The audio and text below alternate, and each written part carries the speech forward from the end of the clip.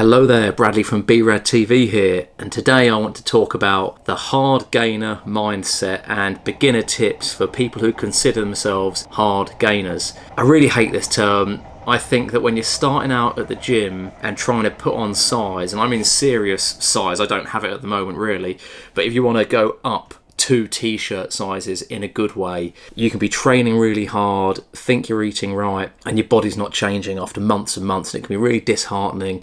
And you go online and you see this term, hard gainer. It is hard to gain weight and put on muscle size, so I must be a hard gainer, that's it. And it can be like a get out of jail free card. No, I'm not a nutritionist or personal trainer. I just have my personal experiences and what I have done and my experience with that term. And I, of course, considered myself a hard gainer because I was doing all this stuff at the gym and not gaining weight. And then I went to university in Cardiff, where the mindset was for bodybuilding, at least bigger, better. I went to a gym that was a bodybuilding gym, and all the bouncers from town were there, and like training with them and chatting with some of them. That's where my big gym journey started. Would you believe it? Surprise, surprise. And there are a few things I picked up that I want to share with you that really, maybe not in the healthiest way possible. I was a bit chubbier then, but I did go up a couple of t-shirt sizes in my early 20s, and it gave me like a good foundation of muscle that I still sort of have and utilize to this day.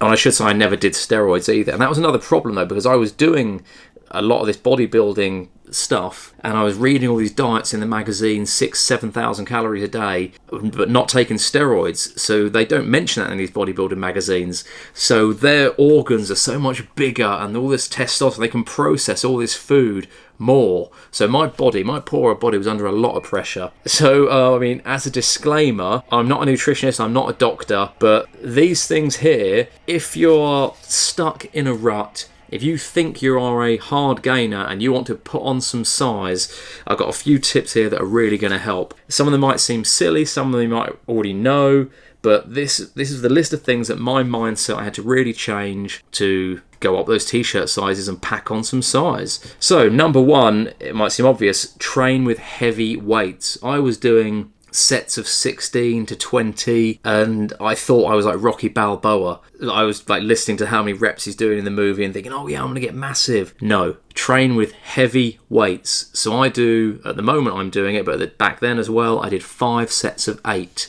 with each big exercise. So all the chest press, incline chest, lat pull downs, rows, shoulder press, military press, and by the end 8, that was exhaustion. By the end of the 5 sets of 8, exhausted, couldn't do any more. The lateral raises and the exercises like that, sometimes I would go to sets of 10, but even with them, sometimes it would be sets of 8. So heavy weight, lower reps.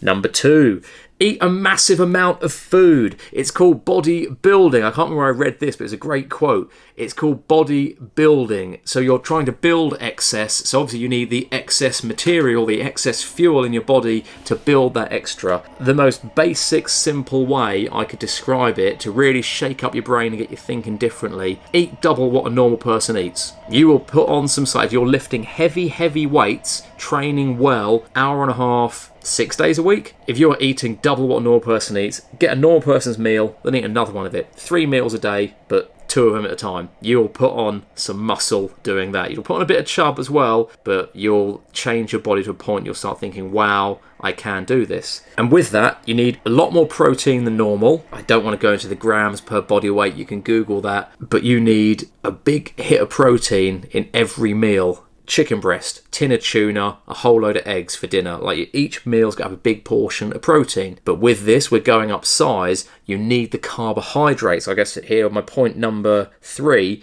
carbohydrates, I say even more important than protein when you're bodybuilding, when you're trying to put on that extra size. Because yeah, you can have that extra protein, but for your body to use that and turn that into muscle, you need to eat these excess carbs. I would go so far as to say eat double the amount of carbs. So if you've got 50 grams of protein, 50 grams of protein, 50 grams of protein, that's 50 grams of protein in each meal, you're going to need 100 grams of carbs in that meal. I say again, I'm using the doubling thing just for the excess. I think the thing with me was it was portion control. I was really limiting my diet and training heavy and hard, thinking, wow, I'm going to have such big muscles and such great definition, because I just didn't know. I thought I could do both things at the same time, and you can't. Next point, cut out the crap. So of course, if you're eating double the amount of food of a normal person, you can't be having the nutrition less food, crisps, biscuits, alcohol, that's got to go. So you can't be having all the rubbish food with no nutrients in it, just empty calories. It's going to get turned to fat and useless crap if you're eating 2 baked potatoes, 2 chicken breasts for dinner as well. And time. Oh, I haven't put that down here. Forget about the times. People say don't have carbs after a certain time, or don't eat after this point of day or something. If it's 10:30 at night and you haven't had your third meal of the day, you're going to sit down and eat a baked potato and a chicken breast, or 2 baked potatoes and 2 chicken breasts. And of course, point number 5, or 6 now, because that's changed it, you're going to not look at your waistline for, say, 6 months. Don't look at your stomach, don't think about your waistline, just don't look at it. You're going to lose your 6-pack if you got it. You might go up a belt loop or 2. So what healthy advice is this? He's telling us how to go up a belt loop. I'm talking about a total shock to the system to put on some size. Disclaimer, I'm not a doctor, don't copy me, don't do what I'm saying. But forget about your abs for a while. The issue here is that you're not putting on size. Your mindset and how you're training, how you're doing things hasn't been right. So we've got to shift that. Stop thinking you want to look like Brad Pitt in Fight Club, because you're not doing that at the moment. You're turning into a fucking warehouse eating all this food and lifting these heavy weights. Okay, so forget about the waistband. Next, supplements aren't going to make or break you or your transformation or you putting on size. Again, something I can't remember where I read it. Even if you were to take every supplement under the sun perfectly, they make maybe 10% of the difference to your transformation. I don't know where they figured that out or how they figured that out. If you eat big and lift big without any supplements, you will still get big. But supplements, for me, you can add a bit of protein with the protein powders, but food, chicken breasts, eggs, fish, steak is always going to be better. But on the go, things can help. Creatine, maybe it helps that little bit, but again, eating big, lifting big, they're the key things. Pre-workout supplement, it could be placebo effect as well as all the caffeine in it.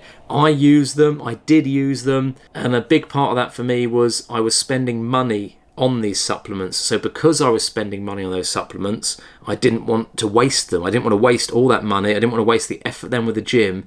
It was sort of like a positive spiral upwards. I was spending this to invest in myself. I wasn't spending it on alcohol and crap. I was spending it on things for the gym that would motivate me. Yeah, that makes sense. Like getting new gym kits, stuff like that. So supplements, I have used them, but don't think, and I do use them at the moment, but don't think they're going to make or break or save the day. If you can't afford them, it doesn't matter. Buy food, buy a gym membership, and eat that food and use that gym membership. That is the key. Number 7, milk is your friend. I don't know how many people say they don't like milk. I don't like milk. I chug it. Just like to get it in me. It's got sugar, it's got protein, slow release protein as well. So with my 3 big meals a day that I was eating, before bed I would chug a load of milk. Maybe 1 portion, 1 glass, 2 glasses size. Sugar, protein, calcium for the bones. Yeah, milk is your friend. Next, take it easy with intense cardio. When I first started going to the gym and I was sort of starving myself and doing the higher reps, I was also running, swimming, doing skateboarding, doing karate. I was doing so much stuff thinking, wow, the more I did, the more I'm going to grow. And I was barely eating at that point as well. Take it easy with intense cardio because your body needs to rest. I do, even for my transformations now when I get lean, I only do walking and then a little bit of swimming. So if you are running loads of marathons and burning off thousands and thousands of calories doing that and using your muscles constantly, if you want to go up t-shirt sizes in a temporary little bulking journey here, stop the intense cardio. Do cardio, aerobic activity is good, but if you are a cardio loving psychopath, take it easy with that because you need to do heavy weights, eat food and rest so your body can repair and build those muscles that you've torn in the gym doing all those weights. Oh, and my next point is actually just rest. You are putting your body through a lot, training so intensely and eating all the food. Like your body's going to be like a factory. It's going to be a machine. You're doing all this work and then you're putting all this fuel in. It's going to constantly be burning. Is it like 48 hours or something? Maybe it's 24. After you do a workout with weights, your body's burning calories for so long afterwards. And also repairing, especially if you're doing mega heavy weights, which you should be. If you're eating double the food, you need to be doing bloody heavy weights. You need to rest during the day, in the evenings, let your muscles repair. Next, don't overthink it. There is so much information out there about calories, macros, which is just counting what carbs, not protein there is. You need the grams of it, and you need to figure it out, but it can all be overwhelming. I would just say trial and error for yourself. A chicken breast, that's one portion of protein. Boom. If you're 7 foot, if you're Shaquille O'Neal, you might need 2 chicken breasts and 2 baked potatoes with that. It's depending on your size and your body, so there is a science to it, but don't go research that and get bogged down. Portion of protein, put a bit of it, like a mound of rice. Doesn't mean you don't measure it in a cup. A mound of rice on the plate. 1 chicken breast, done. That's it. That's that. And then have a banana and some veg with it as well. And the gym, you need the form down. So if you are totally unsure, do pay for a personal trainer, make friends with someone in the gym, someone will be happy to show you. You need that form down. But there's so much stuff out there, workout like this, pause and rests for this long. Find what works for you.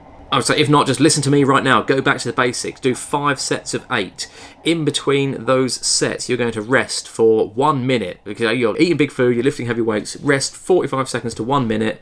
Then do another set. So I'm getting too involved here. There is a lot of information out there. It can get very scientific. It doesn't need to be. But I would recommend, for me at least, bodybuilding training body parts. Do 1 big body part. I will do chest, and then there's a backup with that. I will do triceps. The next day I will do back and biceps. Day after that will just be shoulders, then after that will be legs and full body, and then rinse, repeat. If I do 4 days, take a day off, 4 days, take a day off. But heavy weights and heavy food, I think you can see the underlying current here, just 2 things that make this work.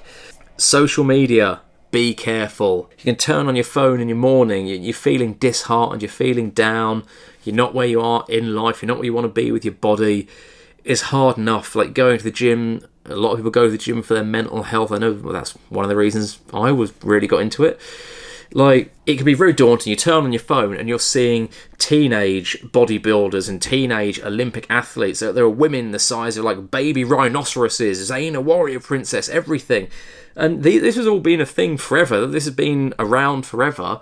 But social media, you wouldn't normally wake up in the morning when you're feeling a bit low with yourself, thinking of going to the gym, and then seeing everyone doing so much better than you. Bigger, bolder, stronger, faster, schöner, grosser, hotter, Rammstein. You wouldn't wake up in the morning and be bombarded with all these images. See it at lunchtime when you look. See it before bed.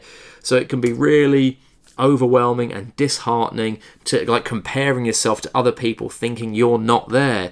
So fuck them. Fuck me.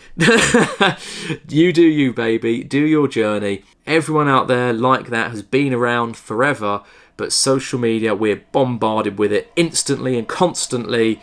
Forget about it. Forget about it. Do you, man. You're going to get big. You're going to get strong. You're going to get up some t-shirt sizes, and it's going to be amazing.